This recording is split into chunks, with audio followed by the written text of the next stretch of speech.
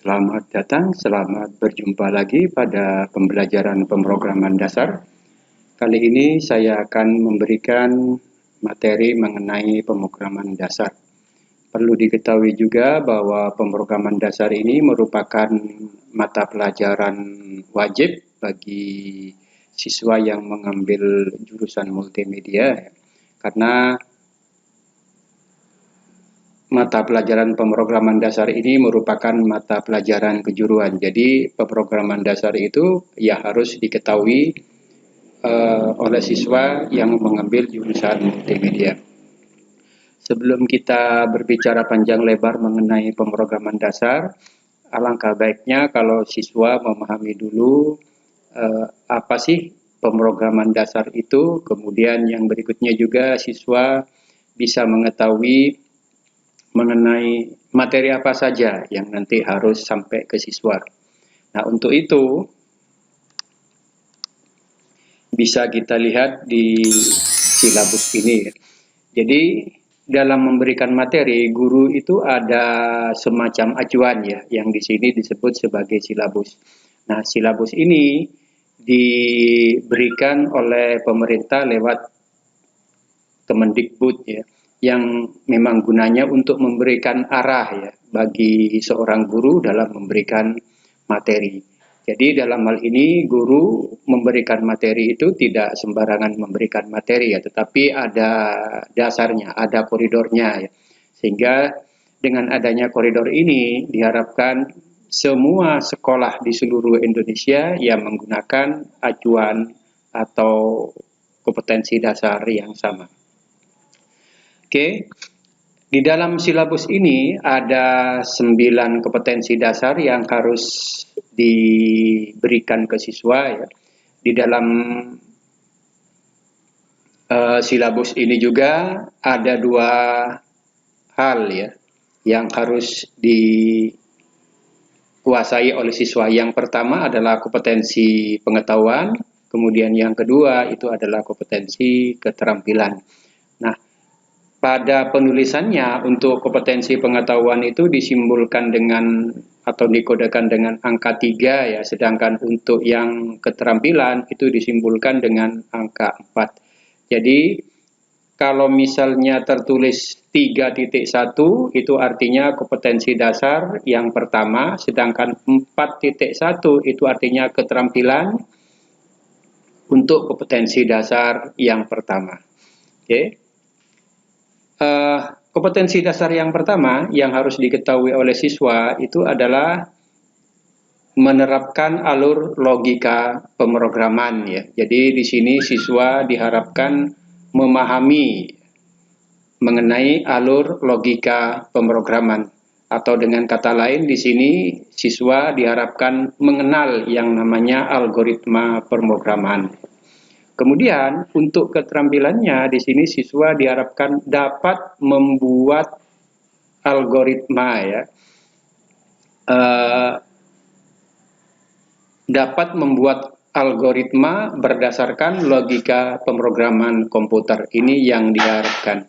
Jadi ada 2 kompetensi di sini yang harus diserap oleh siswa, atau dengan kata lain bahwa yang harus diberikan oleh guru itu adalah ya berkaitan dengan menerapkan alur logika pemrograman.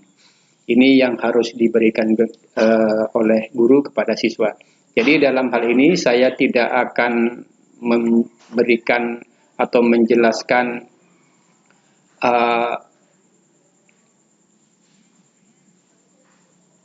siswa, bagaimana siswa itu menerima pembelajaran, tapi langsung saya katakan bahwa materi yang akan disampaikan ke siswa. Jadi bukan berarti siswa harus tahu mengenai bagaimana cara menerapkan alur logika.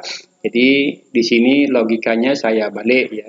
Jadi ya guru di sini yang harus memberikan semacam pengetahuan agar siswa dapat menerapkan alur logika pemrograman. Kira-kira nanti arahnya seperti itu. Sebagai contoh juga untuk yang kompetensi dasar yang kedua, itu siswa diharapkan memahami perangkat lunak bahasa pemrograman. Atau dengan kata lain, guru harus memberikan materi agar siswa memahami perangkat lunak pemrograman. Nah, karena arahnya ke sana, maka berarti siswa ya harus tahu dulu mengenai definisi dari perangkat lunak itu apa, kemudian bagian-bagian dari perangkat lunak itu sendiri apa, ya, macam-macamnya, dan lain sebagainya. Nah, sedangkan untuk keterampilannya, diharapkan siswa dapat melakukan instalasi ya, perangkat lunak pemrograman. Nah, dalam melakukan instalasi di sini ya tentunya tidak semua bahasa pemrograman nanti kita lakukan instalasi atau meminta siswa untuk melakukan instalasi semua bahasa pemrograman, tidak ya. Karena waktunya pun juga terbatas. Jadi di sini dicontohkan hanya satu saja sebuah program yang nanti diinstal oleh siswa. Nah, di sini diharapkan dengan menginstal satu saja siswa punya semacam pemahaman dasar ya. Bagaimana kira-kira kalau misalnya akan melakukan instalasi pemrograman, instalasi bahasa program. Istilah instalasi di sini ya berarti bahwa meletakkan sebuah perangkat lunak di dalam komputer dan perangkat lunak tersebut siap dijalankan. Ini mungkin istilah instalasi. Kemudian untuk kompetensi dasar yang ketiga itu adalah menerapkan alur pemrograman dengan struktur bahasa pemrograman ya. Jadi di sini siswa sudah mulai diminta untuk menuliskan kode ya. Kode-kode program sesuai dengan alur bahasa pemrograman. Kemudian untuk yang kompetensi dasar yang keempat itu menjelaskan mengenai penggunaan tipe data ya. Ini juga berkaitan dengan program yang nanti akan dipakai. Nah, dalam hal ini pemrograman yang akan dipakai itu di SMK itu menggunakan program Pascal ya. Karena program Pascal kita tahu adalah program yang mempunyai struktur data sederhana ya. Jadi diharapkan di sini dengan memahami dasar pemrograman dengan menggunakan Pascal ya dapat juga menerapkan pemahamannya ke bahasa pemrograman yang lain ya. Karena secara prinsip itu model pemrograman atau struktur pemrograman itu tidak banyak berbeda algoritmanya ya. Hanya mungkin sintaknya saja yang agak berbeda. Nah, kemudian untuk keterampilannya pada kompetensi dasar yang keempat ini, siswa diharapkan dapat membuat kode program yang berkaitan dengan tipe data, variabel, konstanta. Jadi di mana tipe data itu harus dipasang misalnya, kemudian bagaimana mendefinisikannya di dalam sebuah program, begitu juga dengan variabel. Jadi variabel yang dimaksud dengan variabel itu apa, kemudian definisinya itu bagaimana, kemudian cara menuliskan variabel itu bagaimana, kemudian aturan-aturan yang berkaitan dengan penulisan variabel itu bagaimana, itu juga nanti akan dijelaskan. Begitu juga dengan konstanta, operator, dan ekspresi. Kemudian untuk kompetensi dasar yang kelima itu diharapkan siswa dapat menerapkan operasi aritmatika dan logika ya. Jadi yang dimaksud dengan operasi aritmatika itu adalah operasi yang berkaitan dengan penjumlahan, perkalian, pembagian, dan pengurangan pada komputer. Jadi nanti siswa mungkin dapat membuat sebuah program untuk menghitung luas misalnya. Itu kan juga bisa dikatakan sebagai operasi aritmatika. Sedangkan operasi logika ini operasi berkaitan dengan bahasa logika ya, seperti misalnya AND, OR, NOT, SOR, dan lain sebagainya. Nah, untuk keterampilan dari kompetensi dasar yang kelima ini juga diharapkan siswa dapat membuat kode program yang berkaitan dengan aritmatika dan logika. Jadi penulisan skripnya itu kalau misalnya ada persoalan yang berkaitan dengan perhitungan-perhitungan itu misalnya di dalam sebuah program itu bagaimana. Ini maksudnya mengenai penerapan operasi aritmatika dan logika. Kemudian yang berikutnya itu adalah siswa diharapkan dapat menerapkan struktur kontrol percabangan. Ya. Kemudian untuk keterampilannya ya siswa harus dapat menyusun kode atau membuat kode program struktur kontrol percabangan. Jadi percabangan itu artinya di dalam sebuah program itu ada kemungkinan kita dihadapkan pada dua keadaan. Kalau misalnya kondisinya A, maka saya harus melakukan B. Kalau tidak A, saya harus melakukan C misalnya, dan lain sebagainya. Jadi kira-kira gambarannya secara sederhananya seperti itu dulu. Nanti untuk lebih jelasnya, mungkin kalau misalnya sudah kita masuk ke pemrograman yang sebenarnya. Kemudian juga di samping ada percabangan, juga ada kontrol perulangan ya. Ada kemungkinan di dalam kita membuat sebuah program itu mengharuskan kita melakukan semacam perulangan ya. Sini. Jadi perulangan di sini ya membuat sesuatu yang sifatnya berulang-ulang. Contohnya membuat program untuk menuliskan kata saya sebanyak 5 kali misalnya. Nah, itu kan sebuah perulangan. Jadi di sini ya bagaimana cara membuat program seperti itu? Bagaimana membuat skrip agar supaya nanti hasilnya tertulis saya sebanyak 5 kali misalnya. Nah, ini secara mendasar yang harus diketahui. Dan ini kompetensi dasar yang harus juga diketahui oleh siswa atau dimiliki oleh siswa. Kemudian untuk yang kompetensi dasar yang ke-8 itu adalah penggunaan array ya. Kita tahu bahwa array itu adalah sebagai tempat penyimpanan ya. Di dalam sebuah program itu juga disediakan fasilitas yang memungkinkan dapat program tersebut dapat menyimpan data ya. Bisa juga dalam jumlah kecil, bisa juga dalam jumlah yang besar ya. Nah, kemudian yang perlu juga siswa ketahui dalam hal ini ya tentu saja di sini yang dimaksud atau pengertian dari array sendiri itu apa gitu. Kemudian cara penulisan array di dalam sebuah program itu bagaimana? Kemudian bagaimana meletakkan array di dalam sebuah program ya. Terus yang kemudian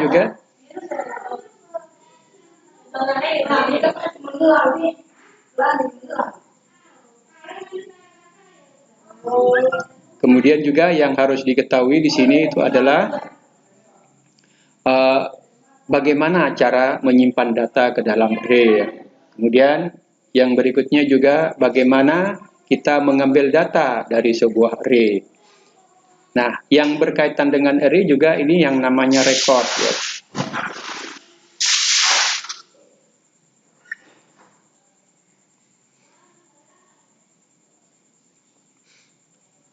Jadi record di sini ya hampir sama dengan array ya. Dia itu juga berfungsi untuk menyimpan data ya. Nah, biasanya antara array dan record itu penggunaannya ya hampir bersama-sama ya. Jadi kalau misalnya kita menggunakan record, maka di situ biasanya juga disediakan sebuah array. Nah, sedangkan untuk keterampilannya, ya siswa diharapkan dapat membuat kode ya yang berkaitan dengan pembuatan array, kemudian menampilkan array, kemudian mengambil data, kemudian bagaimana cara menyimpan data dan sebagainya. Nah, itu keterampilan yang harus dipunyai oleh siswa. Kemudian yang berikutnya atau yang terakhir itu adalah menerapkan prosedur dan fungsi ya. Jadi fungsi itu mungkin secara sederhananya itu sama dengan program kecil ya. Jadi program kecil yang biasanya banyak dilakukan oleh programmer ya, agar supaya persoalannya itu bisa menjadi lebih sederhana. Jadi di sini setiap beberapa kasus misalnya itu dipilah-pilah menjadi sebuah kasus-kasus kecil ya, sehingga nanti di dalam program yang besar ya kita tinggal memanggil saja fungsi dan prosedur yang sudah kita buat. Ini juga mempermudah kita dalam mencari kesalahan ya. Jadi seandainya dalam membuat program itu misalnya ada kesalahan, maka kita bisa memperkecil atau memungkinkan kita untuk melokalisir ya bagian mana yang salah. Nah, terutama di sini ya berkaitan dengan logika pemrogramannya ya. Kalau mengenai sintak pemrogramannya itu sendiri, itu komputer atau program sudah bisa menunjukkan ke kita bagian mana atau pada baris yang keberapa yang ada kesalahannya. Jadi nanti dari situ kita tinggal mencari apakah misalnya kurang R-nya, kurang S-nya, dan lain sebagainya.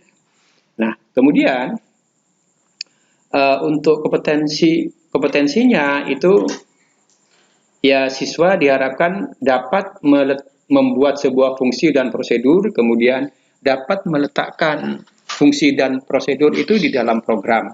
Kemudian juga bisa melakukan pemanggilan fungsi dan prosedur. Ya. Bagaimana cara memanggil fungsi, bagaimana cara memanggil prosedur, dan lain sebagainya.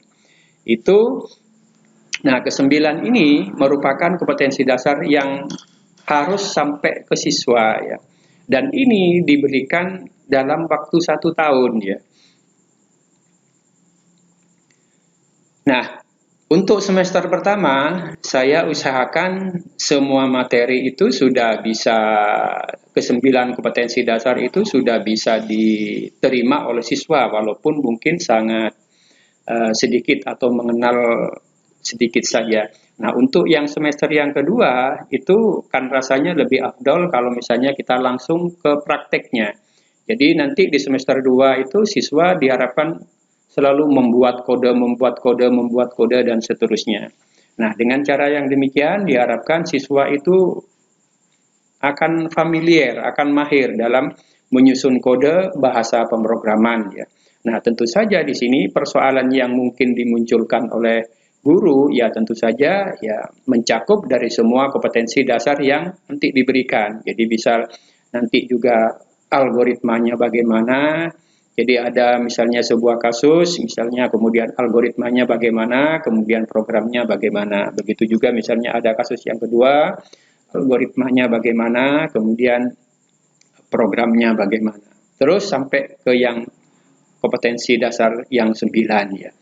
Dan juga pelaksanaannya sampai ke akhir semester ganjil ya, di sini. Nah, setelah kita paham mengenai silabus atau materi yang harus sampai ke siswa, nah kita masuk ke bagian programannya. Jadi dapat kita simpulkan dari silabus yang sudah kita bahas tadi ya, ada beberapa, kita dapat kelompokkan menjadi beberapa bagian ya. Yang pertama itu adalah pengenalan, ya, pengenalan pemrograman dasar. Nah, pengenalan pemrograman dasar ini bercerita mengenai ya apa sih pemrograman dasar itu, kemudian materi yang harus disampaikan berkaitan dengan mata pelajaran pemrograman dasar ini.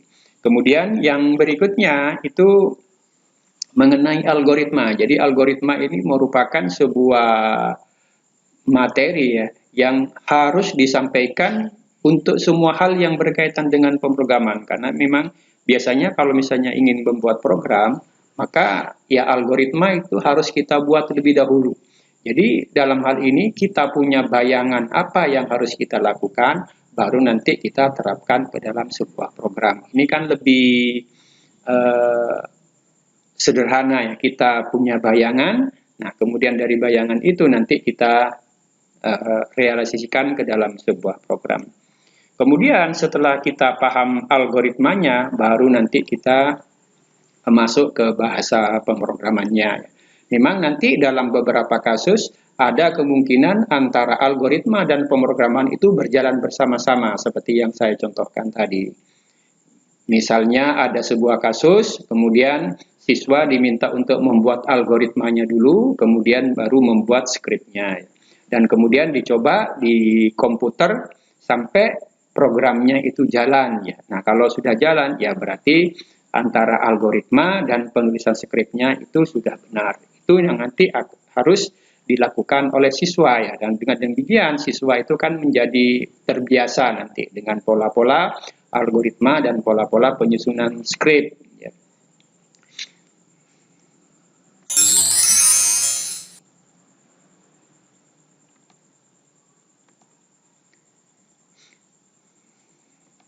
Nah kemudian kita masuk ke materi yang nanti akan disampaikan berkaitan dengan pemrograman dasar ya. Yang pertama itu adalah ya mengenai algoritma ya.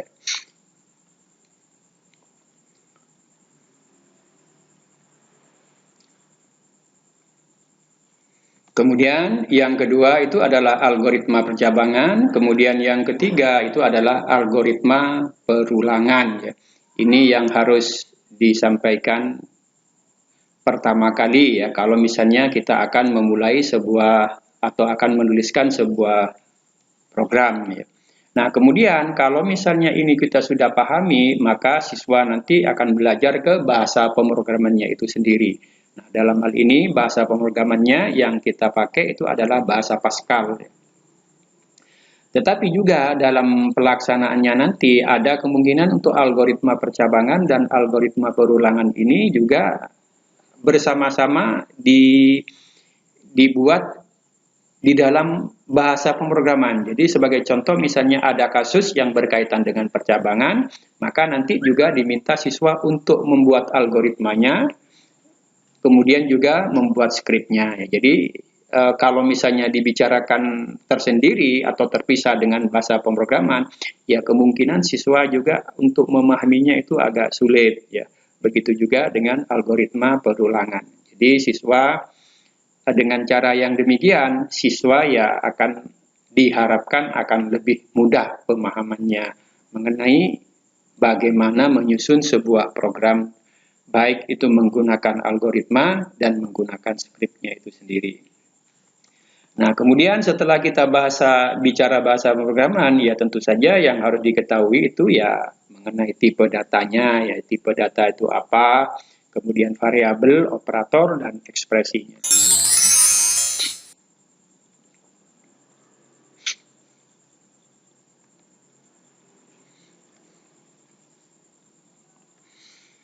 Kemudian yang berikutnya kita masuk ke struktur kontrol percabangan ya. Ini yang harus diketahui. Jadi kontrol percabangan itu di dalam sebuah program itu bagaimana? Ini yang harus diketahui siswa.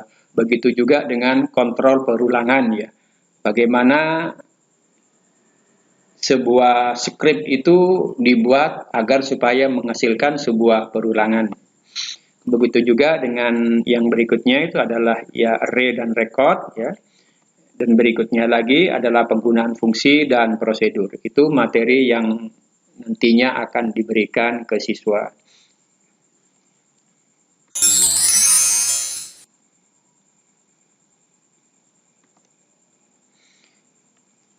Kemudian kita perdetil lagi mengenai materinya. Yang pertama adalah algoritma pemrograman ya. Jadi pada algoritma pemrograman itu kita berbicara mengenai konsep algoritma.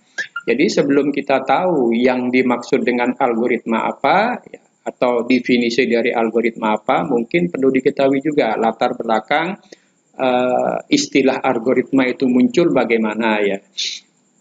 Kemudian setelah misalnya diketahui konsepnya, baru nanti kita harus tahu dulu mengenai strukturnya. Jadi struktur dari algoritma itu bagaimana? Ini juga perlu diketahui oleh siswa. Nah, kemudian juga yang perlu diketahui oleh siswa itu adalah penyampaian atau penyajian algoritmanya itu sendiri ya. Nah, kita tahu bahwa penyajian algoritma itu ada 3 ya. Menggunakan bahasa natural, kemudian yang berikutnya itu menggunakan pseudokode, kemudian yang berikutnya lagi menggunakan flowchart. Bahasa natural di sini ya menggunakan bahasa sehari-hari ya. Jadi penyampaian algoritmanya itu dengan menggunakan bahasa deskriptif, artinya menjelaskan. Jadi urut-urutan langkah yang nanti akan kita lakukan itu dijelaskan. Itu biasanya yang dikatakan sebagai bahasa natural. Nah, bahasa natural ini bisa menggunakan bahasa Indonesia atau bahasa Inggris ya. Sebaiknya menggunakan bahasa yang umum dipakai. Jadi algoritma yang kita buat itu bisa dipahami oleh siapa saja. Kemudian sedangkan pseudokode itu lebih mengarah ke semacam script ya. Jadi pseudokode itu penulisannya hampir mirip dengan bahasa pemrograman, tapi bukan bahasa pemrograman, hanya mirip saja ya. Dan juga tidak ada ketentuan yang pasti ya. Mirip dari pemrograman apa misalnya, tidak ada ketentuan yang pasti di sini. Hanya memang penulisannya ya mirip dengan bahasa pemrograman. Kemudian yang berikutnya itu adalah flowchart. Jadi kalau misalnya kita lihat dari namanya, flowchart itu kan flow itu aliran ya, chart itu diagram. Jadi merupakan diagram alir ya. Jadi diagram alir itu memberikan semacam urutan langkah penyelesaian sebuah persoalan ya. Jadi mulai dari pertama apa, kedua apa, ketiga apa, keempat apa, dan seterusnya. Hanya memang di dalam flowchart itu digambarkan juga dengan simbol-simbol ya. Jadi di dalam simbol itu kemudian diberi keterangan apa yang harus dilakukan untuk memperjelas maksud dari penyelesaian persoalannya tersebut. Jadi ini mengenai flowchart ya.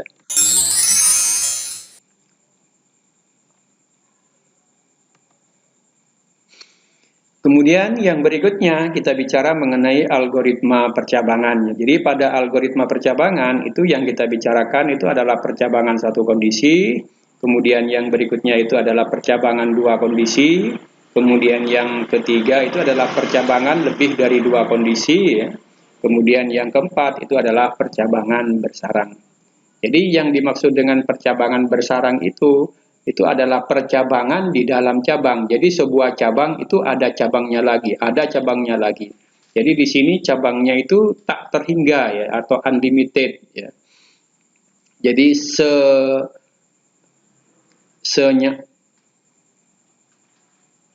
walaupun misalnya persoalannya itu panjang dan kemudian cabangnya itu banyak, di dalam cabangnya itu ya tidak ada masalah ya. Asalkan logika dan penulisan skripnya itu tidak ada masalah, maka komputer juga tidak menganggap itu sebagai sebuah kesalahan ya. Jadi akan tetap diproses oleh komputer.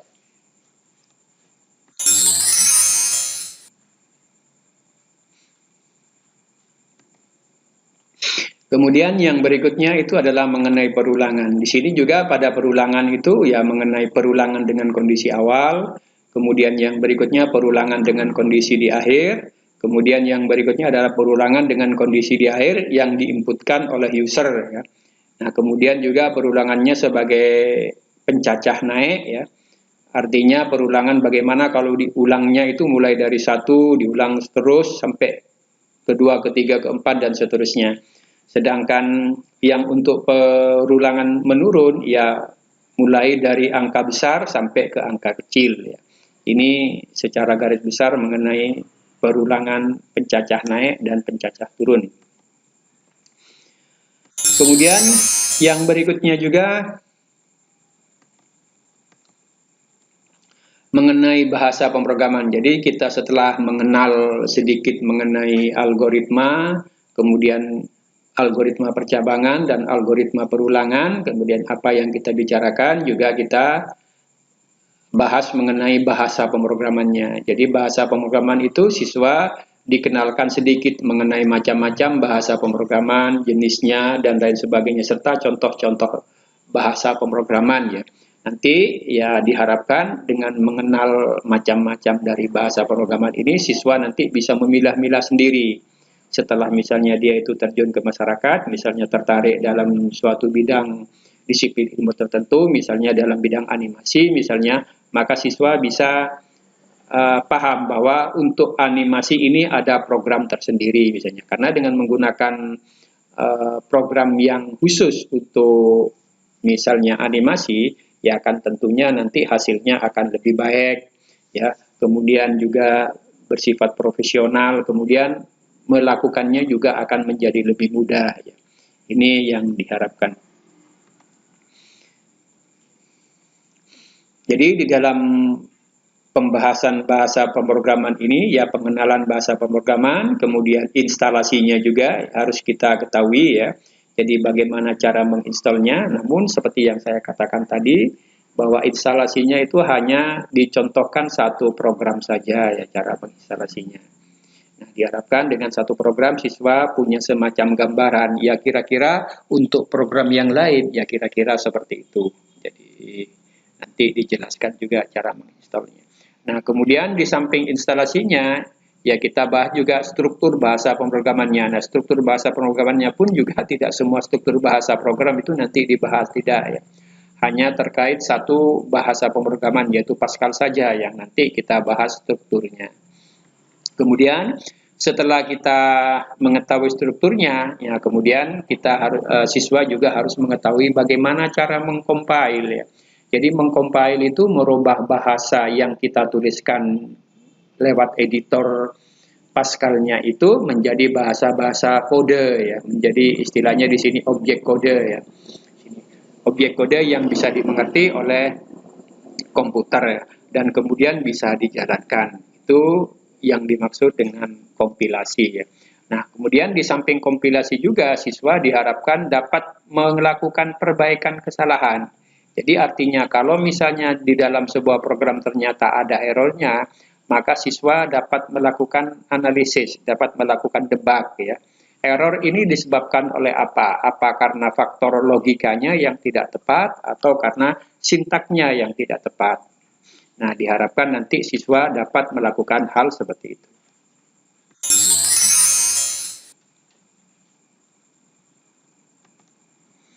Kemudian yang berikutnya juga mengenal tipe data, variabel, operator, dan ekspresi. Ya. Itu yang harus juga diketahui oleh siswa.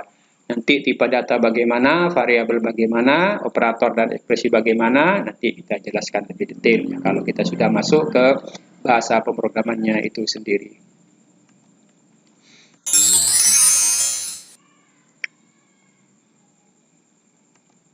Kemudian yang berikutnya mengenai struktur kontrol percabangan ya. Jadi pada struktur kontrol percabangan di sini itu yang nanti kita bahas adalah percabangan satu kondisi, percabangan dua kondisi, percabangan lebih dari dua kondisi, misalnya. Kemudian percabangan bersarang ya.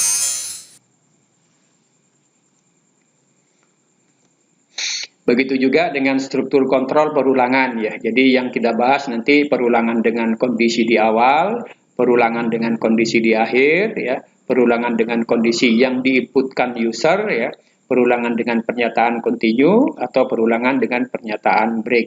Nanti mungkin kita pelajari ini. Kemudian yang berikutnya adalah pengembangan algoritma aplikasi. Pengembangan algoritma aplikasi ini saya anggap sebagai hal opsional ya, karena pengembangan algoritma aplikasi ini kayaknya merupakan pembelajaran lanjut ya. Jadi di sini saya harapkan dulu atau penekanannya adalah bagaimana siswa memahami kompetensi dasar 1 sampai ke 9 dulu. Kalau misalnya siswa tidak ada kesulitan untuk memahami kompetensi dasar 1 dan sampai ke 9 ini, ya nanti kita mungkin terapkan mengenai pengembangan algoritma aplikasi ini.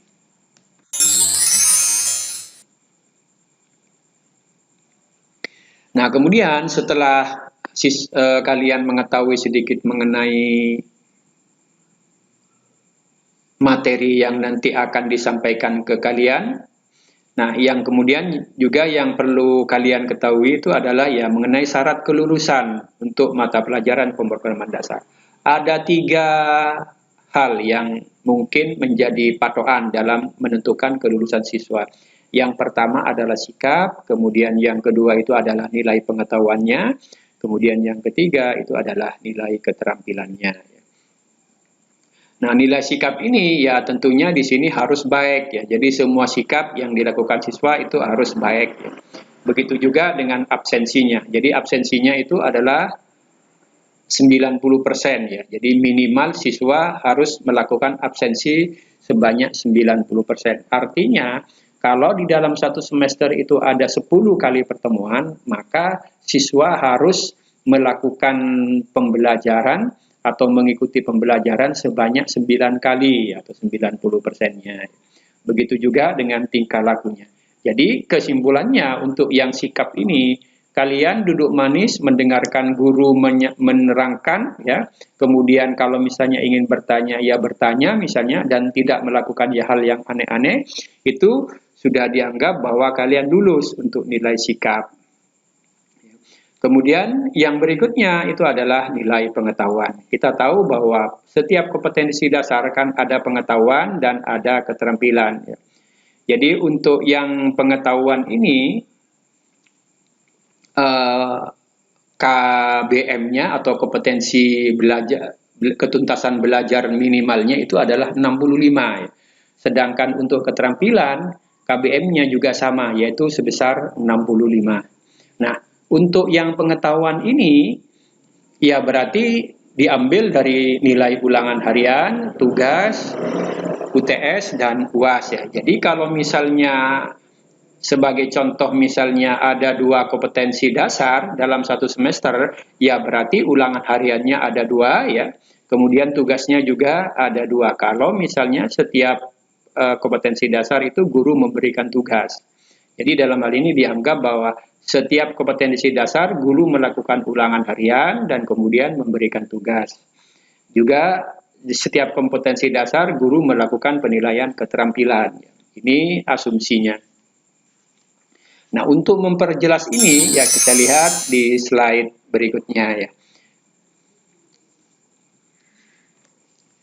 Misalnya di dalam 1 semester kita diharapkan dapat menyelesaikan 2 kompetensi dasar ya.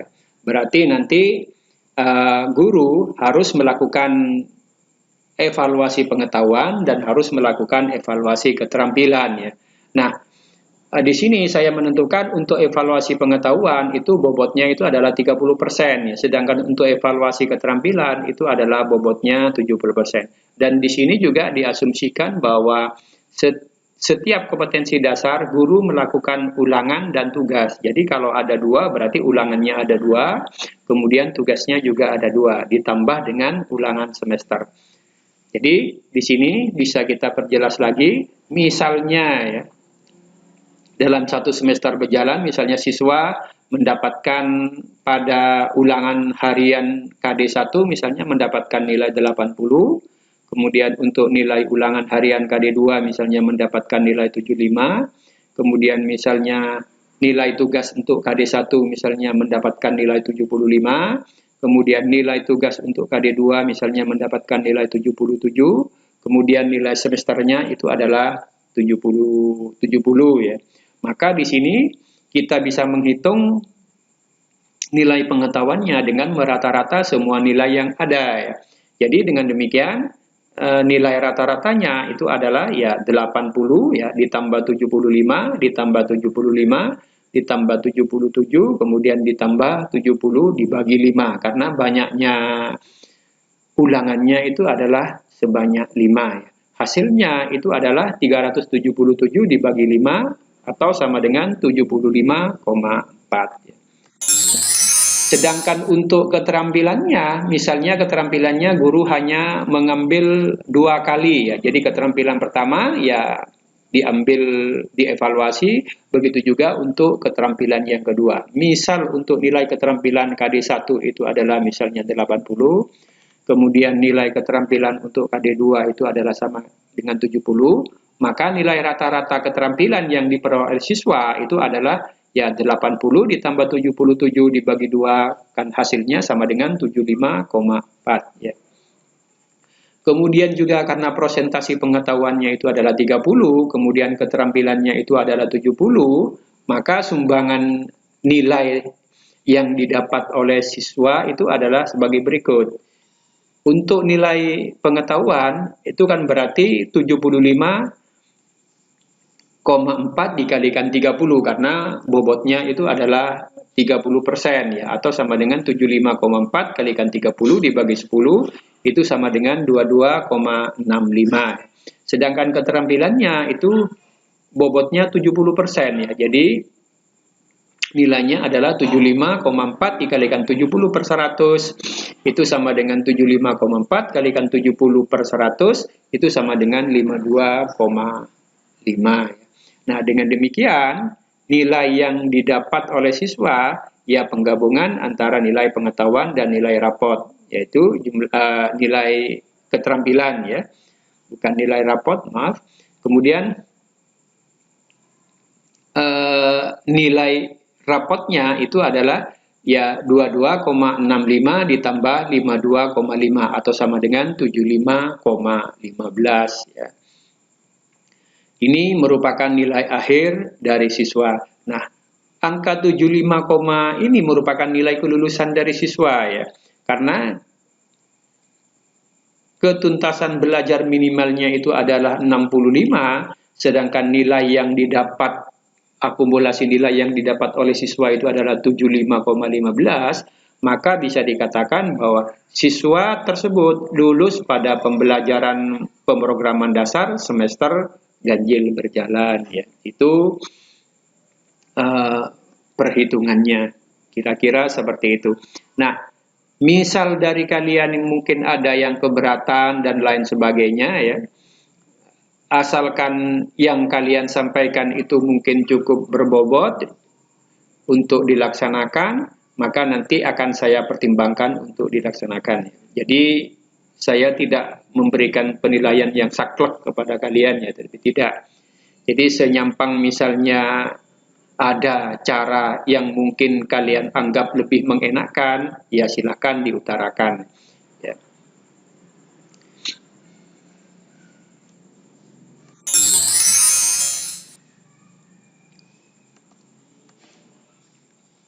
Oke, setelah kalian tahu mengenai materinya, kemudian kalian tahu bagaimana seorang guru menilai, ya. Nah, kemudian kita masuk ke materi yang lebih mendalam. Kita masuk ke bagian algoritmanya.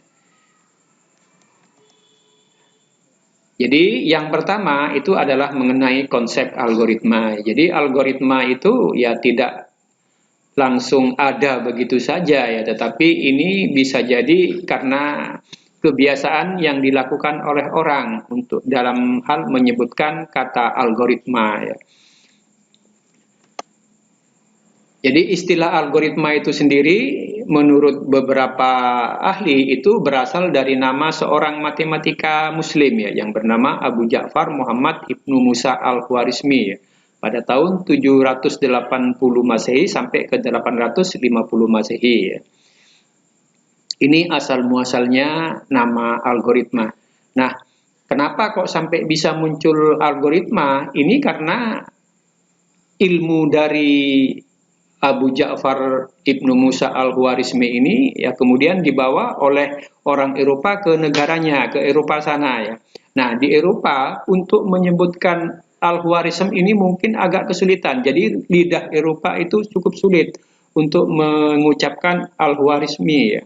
Jadi mereka lebih enak mengucapkan algoritm ya. Jadi algoritm dibandingkan dengan mengucapkan Al-Khwarizmi. Terus istilah algoritma itu dibudayakan ya sampai ke yang sekarang ini. Nah, di sini istilah algoritma itu sesungguhnya ingin menjelaskan mengenai proses berhitung ya. Secara intinya itu adalah proses berhitung. Itu mungkin asal muasal dari istilah algoritma sendiri. Nah, kemudian sejalan dengan perkembangan zaman dan kebutuhan, orang-orang sudah mulai membuat semacam definisi yang lebih luas, lebih tepat ya berkaitan dengan algoritma ini. Jadi kemudian para ahli mendefinisikan bahwa algoritma itu adalah urutan-urutan langkah ya, menyelesaikan masalah yang disusun secara sistematis dan logis ya. Jadi algoritma itu pada dasarnya urut-urutan langkah menyelesaikan persoalan ya, yang harus disusun secara sistematis dan logis. Jadi sistematis di sini ya berarti bahwa sederhana ya, kemudian tidak berbelit-belit ya, kemudian pasti. Ini mungkin istilah dari sistematis ya. Sedangkan logis itu berasal dari bahasa Yunani. Jadi kata logis itu berasal dari bahasa Yunani yang semula-mula itu namanya logos ya. Nah, logos ini sendiri berarti sebuah nalar yang dapat diutarakan dalam bahasa ya. Jadi nalar yang bisa diutarakan itu bisa dikatakan logos. Kemudian juga sejalan dengan perkembangan ilmu pengetahuan, maka pengertian logis ini juga berkembang. Akhirnya pada saat itu juga ya para ahli membuat semacam definisi agar supaya punya satu kesamaan konsep ya. Di mana definisinya itu adalah bahwa logika itu adalah kemampuan berpikir seseorang tentang sesuatu hal yang menghasilkan kebenaran, dapat dibuktikan dan dapat diterima akal. Jadi di sini intinya adalah dapat dibuktikan ya logika itu. Jadi kalau misalnya ada orang mengatakan bahwa itu logis tetapi tidak bisa dibuktikan, itu belum masih ke logis yang sebenarnya ya. Karena masih belum bisa dibuktikan. Ini menurut sudut pandang bahasa pemrograman ya.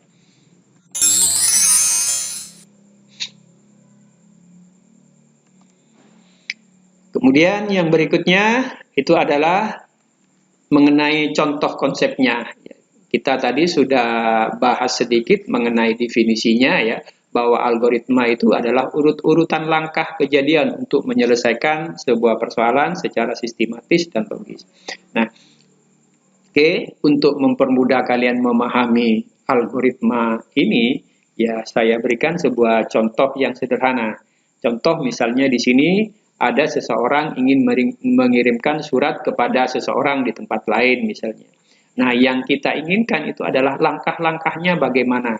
Jadi langkah-langkah itu berarti ya maksudnya algoritmanya bagaimana. Karena algoritma itu kan langkah-langkah ya. Jadi langkah-langkahnya bagaimana.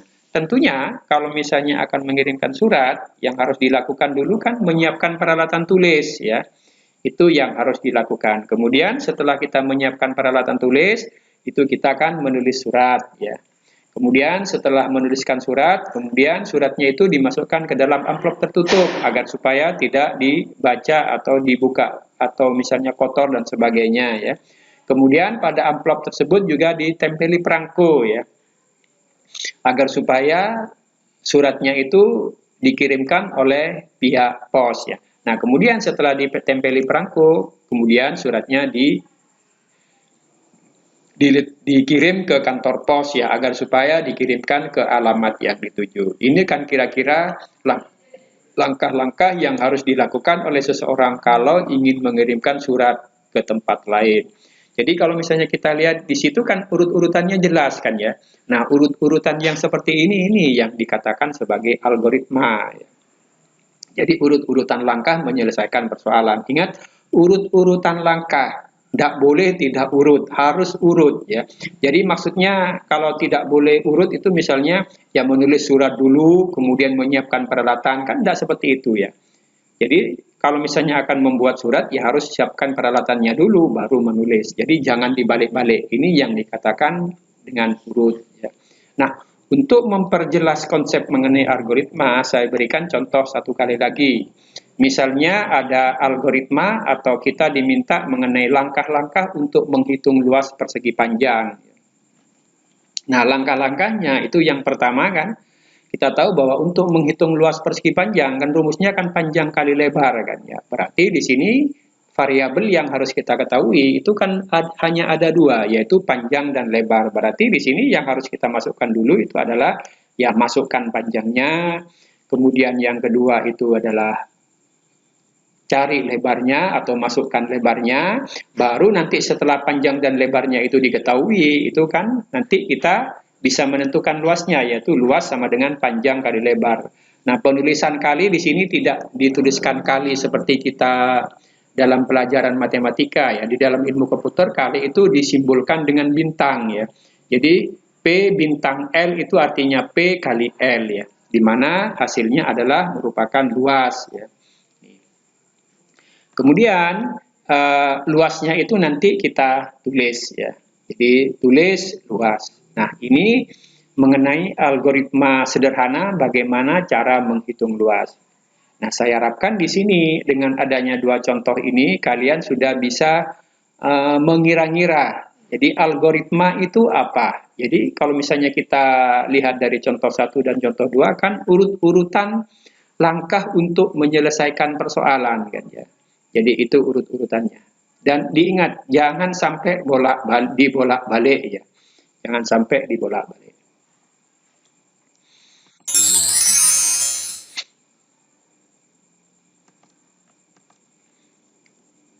Nah, setelah kita mengetahui sedikit ya mengenai algoritma ini, ya alangkah baiknya kalau juga kita mengetahui ya apa sih keuntungannya mengalgoritma ini.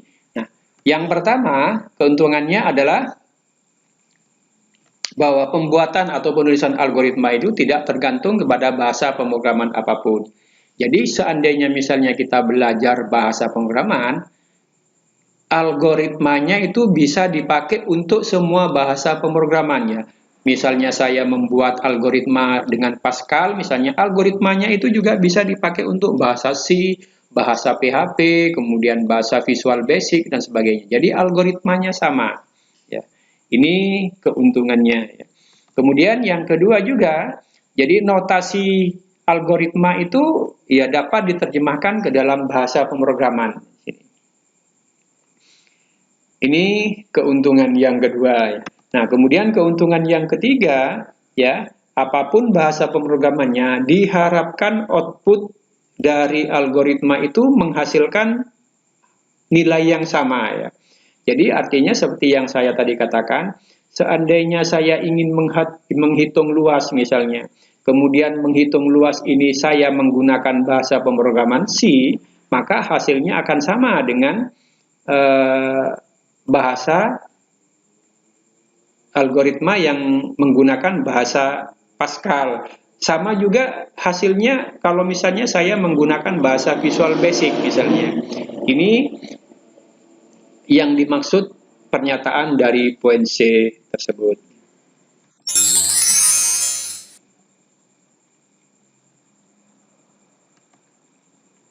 Nah, kemudian di sini agar supaya pembuatan algoritmanya itu bisa bagus, terarah, dan mudah dikonversi menjadi sebuah bahasa pemrograman, ada hal-hal yang perlu diperhatikan ya. Yang pertama bahwa algoritma itu harus berhenti setelah mengerjakan sejumlah langkah terbatas ya. Jadi artinya algoritma itu tidak boleh dilakukan secara terus-menerus ya, tidak diberhentikan, harus dihentikan ya. Makanya biasanya dalam penulisan algoritma itu ada start, kemudian ada stop ya. Sebagai contoh misalnya berjalan mengelilingi lingkaran. Nah, berjalan mengelilingi lingkaran itu kan nanti kan tidak ada ujungnya kan, terus berputar. Nah, ini tidak diperbolehkan dalam kalau misalnya kita membuat sebuah algoritma. Harus dihentikan.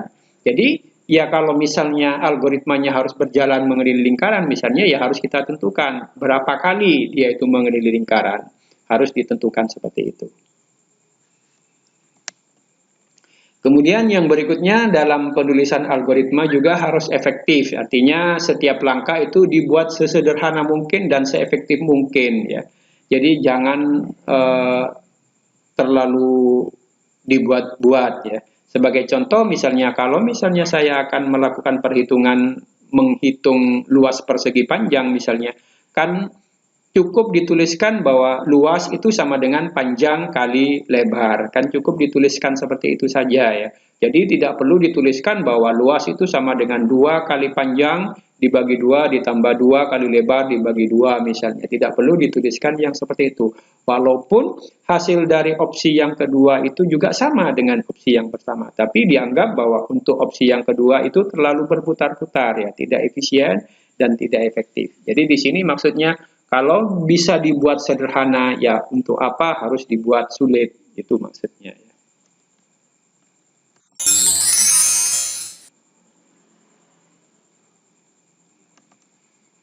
Nah, kemudian yang berikutnya juga bahwa algoritma itu harus menghasilkan sebuah output walaupun cuma satu ya. Kita tahu bahwa tujuan dari algoritma itu akan memberikan penyelesaian ya dari suatu permasalahan. Maka di sini ya harus ada output, harus ada hasil dari langkah-langkah yang sudah kita buat ya. Nah, mengenai outputnya ini ya bisa berupa teks, bisa berupa file, bisa video, bisa suara dan lain-lain. Atau juga merupakan nilai yang mungkin nanti akan digunakan oleh algoritma lain ya. Atau bisa jadi juga disimpan di basis data ya. Ini pengertian dari output tersebut. Kemudian yang berikutnya di sini juga bahwa algoritma itu harus pasti ya. Jadi algoritma itu tidak boleh menimbulkan penafsiran ganda ya. Tidak boleh ambigu ya, tidak boleh bermakna ganda. Ini yang dimaksud dengan pengertian pasti. Nah, agar supaya pasti, maka di sini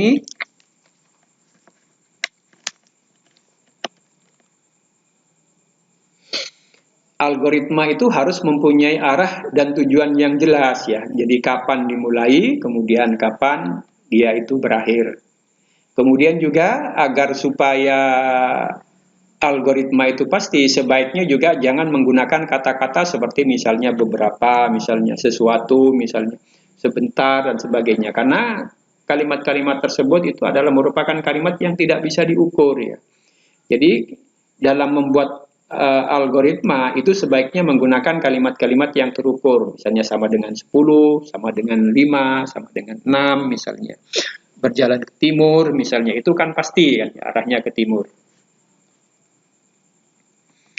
Kemudian yang berikutnya juga yang memungkinkan kita bisa melakukan algoritma secara pasti itu adalah pemberian nomor pada sebuah algoritma ya. Jadi dengan memberikan nomor pada algoritma itu kan memungkinkan kita secara pasti bisa menentukan kapan akhir dari algoritma tersebut.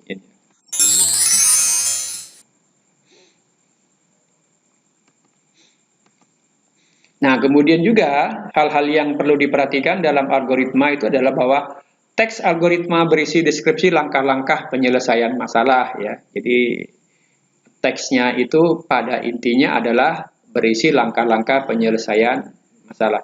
Oleh sebab itu, penulisan notasi dan lain sebagainya diusahakan semudah mungkin ya, agar supaya mudah dipahami dan mudah dimengerti.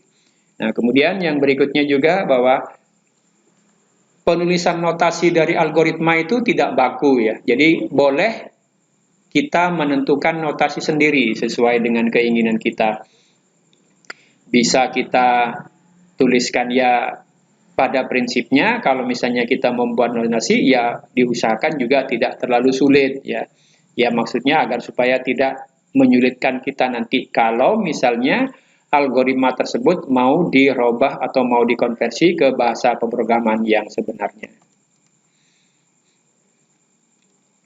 Nah, karena notasi dari algoritma itu tidak baku, ini artinya kita diberi kesempatan atau diperbolehkan untuk membuat aturan sendiri ya. Ya, sebaiknya menurut pendapat saya ya kita menggunakan aturan-aturan yang umum saja. Jadi agar di samping juga bisa dipahami oleh kita, orang lain yang membaca algoritma yang kita buat itu juga bisa memahami ya karena menggunakan simbol-simbol dan notasi-notasi yang umum dipakai dalam dunia pemrograman.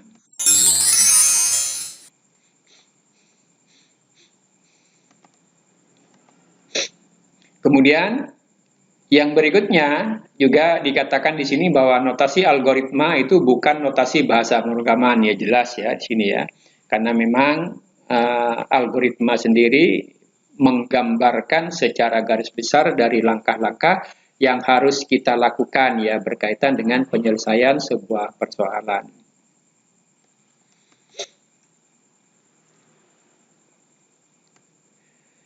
Kemudian yang berikutnya di sini ya bahwa algoritma itu merupakan hasil pemikiran konseptual ya.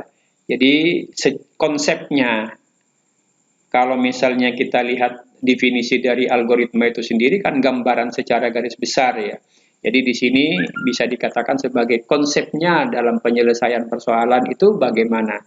Itu mungkin maksud dari poin F di sini.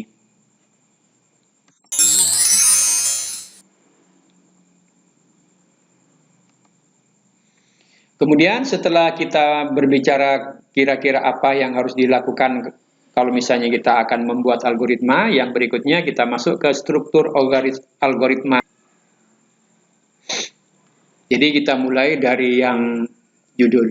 Nah, judul dari sebuah algoritma usahakan menjelaskan mengenai apa yang ingin kita pecahkan ya. Jadi sebagai contoh misalnya saya akan membuat algoritma mengenai bagaimana cara menghitung luas lingkaran misalnya. Ya namanya sebaiknya ya menjelaskan mengenai cara menghitung luas lingkaran. Jadi namanya bisa jadi nanti hitung luas lingkaran misalnya. Jadi jangan sampai kita membuat algoritma mengenai cara menghitung luas lingkaran misalnya, tetapi namanya hitung luas segitiga misalnya. Itu di dalam peraturan untuk membuat struktur algoritma itu tidak diperbolehkan ya, karena akan membingungkan kita. Jadi sebaiknya judul itu menjelaskan isi ya. Jadi kalau misalnya judulnya mengenai hitung luas lingkaran,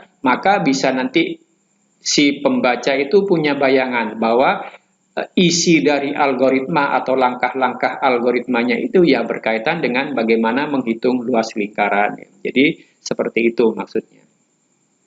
Nah, kemudian nama dari judul itu juga diusahakan singkat dan jelas ya, dan mewakili maksud dari algoritma itu sendiri ya. Nah, kemudian juga kalau misalnya kita menggunakan dua kata di dalam penulisan judulnya, sebaiknya antara kata yang pertama dan kata yang kedua itu ada penghubungnya ya. Nah, penghubungnya biasanya adalah berupa garis bawah atau underscore. Itu biasanya yang dilakukan dalam memberikan nama kalau misalnya mengharuskan kita memberikan nama lebih dari satu kata.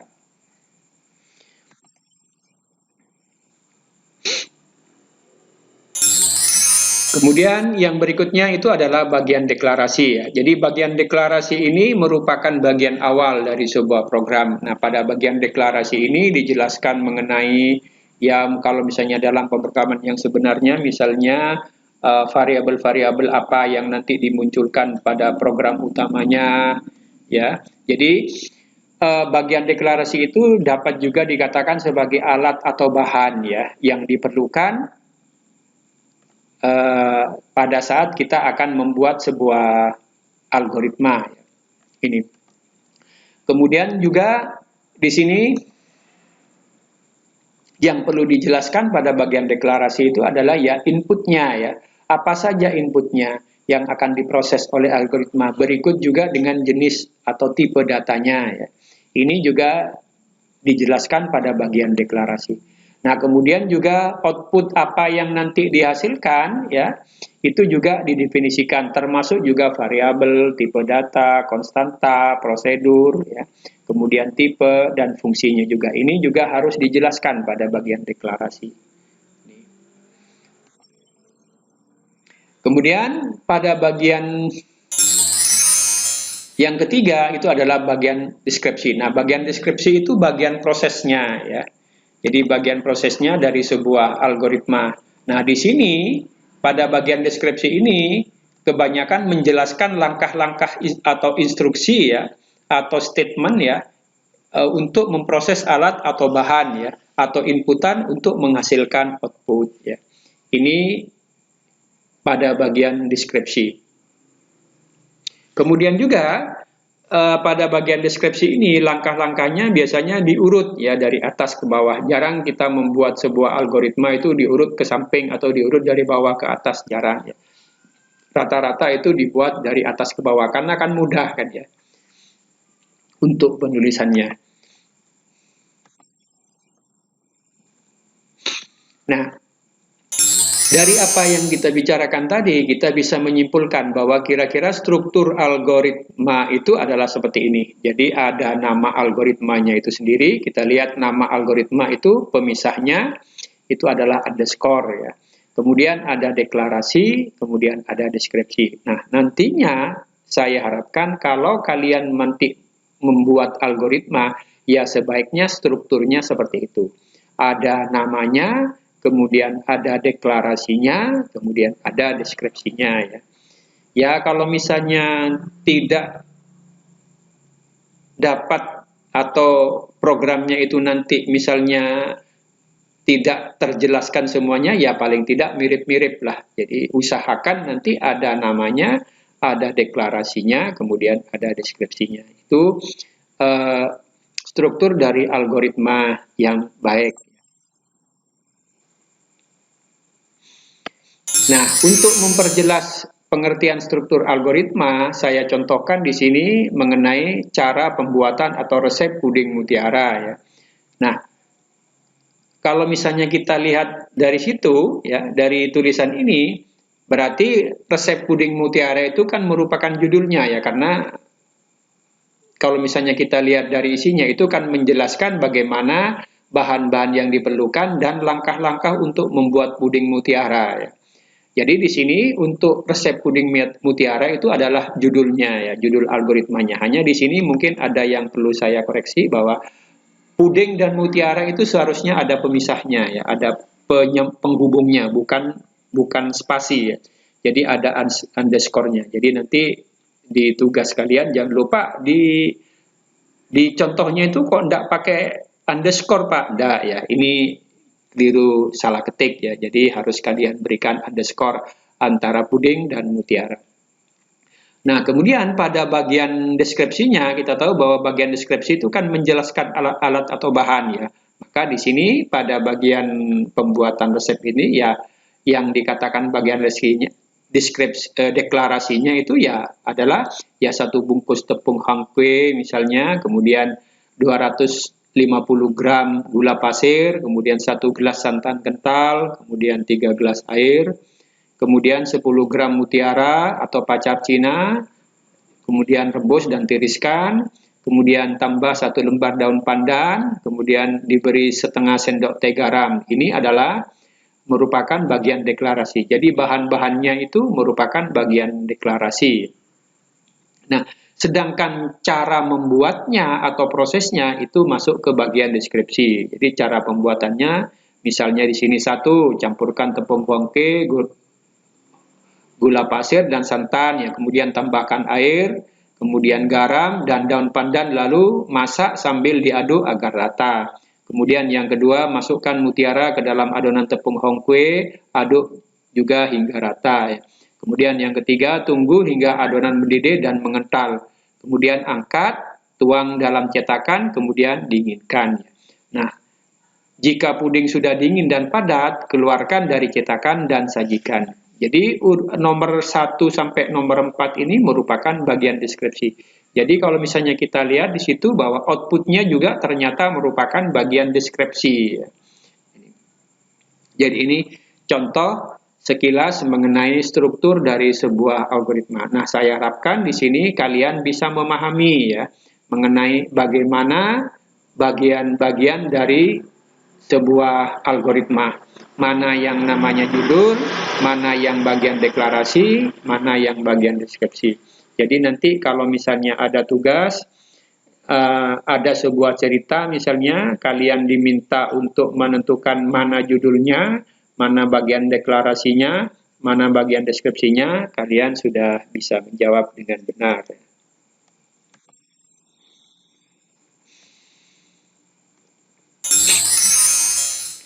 Kemudian yang berikutnya itu adalah mengenai penyajian algoritma. Jadi penyajian algoritma seperti yang disampaikan tadi itu ada 3 hal kan penyajiannya. Pertama disajikan dengan menggunakan bahasa natural, kemudian yang kedua disajikan dengan menggunakan pseudokode ya. Kemudian yang ketiga disajikan dengan menggunakan flowchart ya. Oke, kita bahas satu persatu. Menggunakan bahasa natural berarti di sini kalau misalnya kita membuat algoritma itu setiap langkah-langkahnya itu dijelaskan. Jadi di sini disebutkan menggunakan kalimat deskriptif ya. Jadi setiap langkah-langkahnya itu dijelaskan. Jadi dengan menggunakan kalimat-kalimat yang mungkin mudah dipahami. Sebagai contohnya misalnya saya akan membuat rata-rata misalnya. Di sini dituliskan algoritma hitung rata ya, yang merupakan judulnya. Kemudian juga disebutkan di sini input ya, and data bilangan misalnya. Kemudian outputnya adalah nilai rata-rata. Kemudian langkah-langkahnya itu yang pertama baca data ke 1, data kedua hingga data ke n. Kemudian yang kedua itu adalah jumlahkan data ke 1, data kedua hingga data ke n, yang kemudian hasilnya simpan dalam variabel yang namanya jum ya. Kemudian yang ketiga itu bagi jum dengan banyaknya data karena kita ingin menghitung rata-rata kan ya. Dan kemudian hasilnya simpan dalam variabel yang namanya rerata. Kemudian tuliskan rerata sebagai keluaran ya. Jadi kalau misalnya kita lihat ya di sini semuanya dijelaskan ya. Jadi tidak ada variabelnya pun juga di sini penjabarannya itu juga dijelaskan sesuai dengan definisi dari bahasa natural, yaitu menggunakan kalimat deskriptif ya untuk menjelaskan urut-urutan langkah penyelesaian persoalan yang ingin kita selesaikan. Nah, kemudian yang berikutnya setelah kita belajar mengenai bahasa natural, ya, kita selanjutnya belajar mengenai pseudokode. Pseudokode tadi sudah dijelaskan bahwa pseudokode itu merupakan penggambaran dari sebuah algoritma yang menggunakan simbol-simbol yang mirip, ya, yang menggunakan sintak-sintak yang mirip dengan bahasa pemrograman, tapi bukan bahasa pemrograman, ya. Ini pseudokode. Jadi di sini kalau misalnya kita lihat pseudokode itu lebih simple, lebih ringkas ya. Sebagai contoh misalnya untuk yang hitung luas persegi panjang. Jadi di sini langsung baca lebar misalnya, kemudian baca panjang, kemudian luas sama dengan panjang kalikan lebar misalnya, kemudian tulis luas. Jadi tidak seperti bahasa naturalnya ya. Jadi kalau bahasa naturalnya kan dijelaskan secara panjang lebar. Jadi di sini misalnya untuk penyelesaian dengan menggunakan bahasa naturalnya, misalnya algoritma menghitung persegi panjang misalnya, kemudian inputnya adalah lebar misalnya, kemudian input yang kedua adalah panjang misalnya, kemudian setelah itu kalikan misalnya panjang dengan lebar, kemudian hasilnya simpan ke dalam luas misalnya, kemudian tuliskan hasilnya. Nah, bisa juga dituliskan, jadi kan itu menjelaskan kan ya, jadi tidak seperti ini agak singkat. Kemudian yang berikutnya juga agar supaya misalnya untuk mengkonversi suhu dari Fahrenheit ke Celsius misalnya, kita tahu bahwa kalau misalnya akan mengkonversi suhu dari Fahrenheit berarti kan angka Fahrenheit-nya dulu yang harus diketahui kan ya. Kemudian yang kedua itu adalah rumusnya yang harus kita ketahui. Nah, setelah itu baru setelah rumusnya diketahui ya tinggal kita melakukan perhitungan atau C-nya itu sama dengan berapa. Setelah itu ya cetak hasilnya.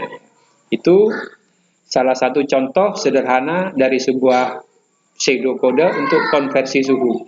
Nah, kemudian untuk memperjelas juga ini mengenai algoritma menghitung luas persegi panjang ya.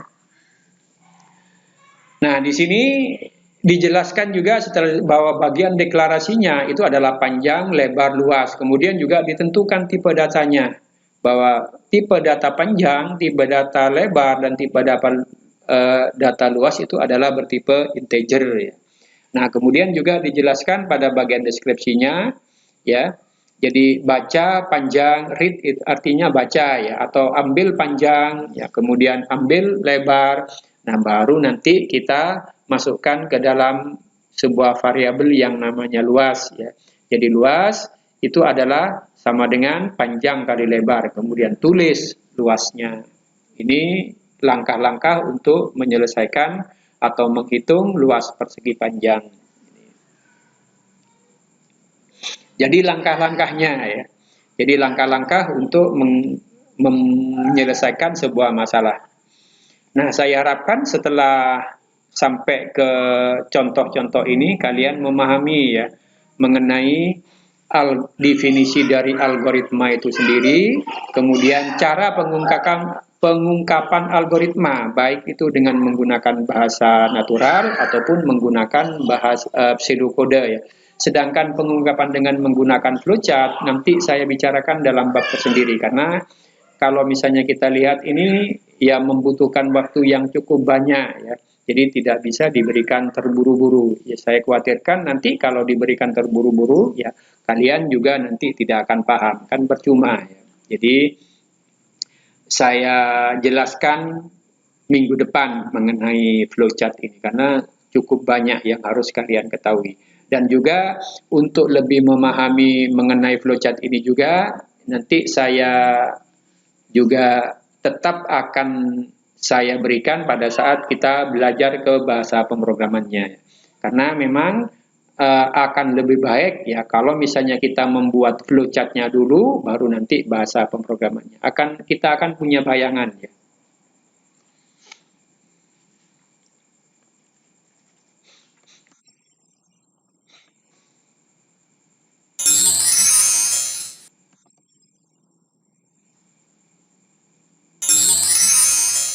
Nah, dari tadi yang sudah kita sampaikan, saya anggap materi mengenai pengenalan algoritma itu sudah saya anggap selesai ya. Nah, untuk itu, agar supaya menambah pemahaman kalian, saya berikan tugas ya.